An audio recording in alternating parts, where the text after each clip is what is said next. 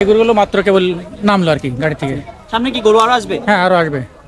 এগুলো কোথেকে আসছে গরু? এগুলো যশোর থেকে। কি জাতের গরুগুলো? এগুলো দেশি আছে, তারপরে আপনার পাকিস্তানি আছে, এই আর কি।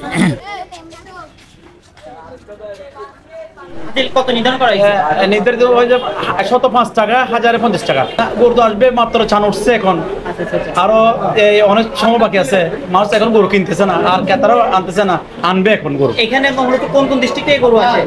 সব জায়গাতে বাংলাদেশ সব জায়গাতে গরু আসছে এখানে। এটা সাগরিকা তো, এটা তো বৃহত্তর বাজার চট্টগ্রামে। যশোর থেকে আসছে। কেমন গরু আসছে এবার যশোর থেকে? ভালো। কি কি ধরনের গরু আসছে এবার? দেশি, লাল, দেশি, নেপাল, পাকিস্তানি সব আছে। আরো আসবে, আরো 2-3 দিন আবদার করছে, তাই গরু হাট দেখার জন্য আসছে। ভালো লাগছে? গরু কি নিবে তুমি? কোন গরুটা তোমার ভালো লাগছে এখান থেকে? ওইটা না? আমরা এখন আছি আপনার সাগরিকা পুরান বাজারে। গরুর কালেকশন অ্যাকচুয়ালি এখনো আসে নাই, এখনো মোটামুটি আসছে 5% গরু আসে না এখনো ভালো করে। তো দেখতেছি যদি সুবিধা মতো হয় ইনশাল্লাহ নিয়ে নিব। তো আরো 2-3 দিন ওয়েট করতে হবে হয়তো বা পুরো কালেকশন আসার জন্য। একটা কাস্টমার তো নেই বাজারে ভাই। কাস্টমার আসবে এইটারও। দেখেন এতটা হরিয়া না। এটা ছাগল আছে এটা বলেন।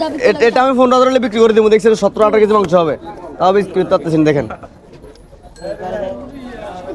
দেখেন কি কি জাতের ছাগল আছে? আমার থেকে এটা হলো হরিয়ানা, আর এটা হলো কাশ্মীর। এটা আরেকটা হলো তোতাপুরি আছে।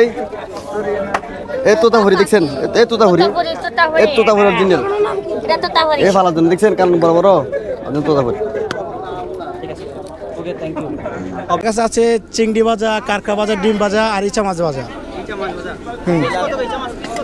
ইচা মাছের পিস এটা মনে করেন 20 টাকা, এটা 30 টাকা, এটা 20 টাকা।